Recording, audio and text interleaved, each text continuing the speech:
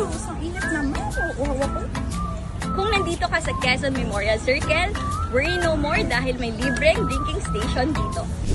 Enjoy ang pamamasyal kahit abutan pa ng uhaw. Just bring your own tumbler para eco-friendly. Ngayong summer season, tumataas na ang heat index. Maaari itong magdulot ng panganib sa ating kalusugan gaya ng pagkahapo, heat cramps o heat stroke.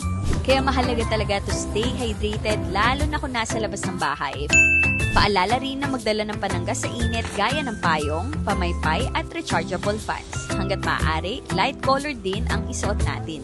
Kaya Q citizens, drink water to stay hydrated and beat the heat while enjoying the scenery here at QMC.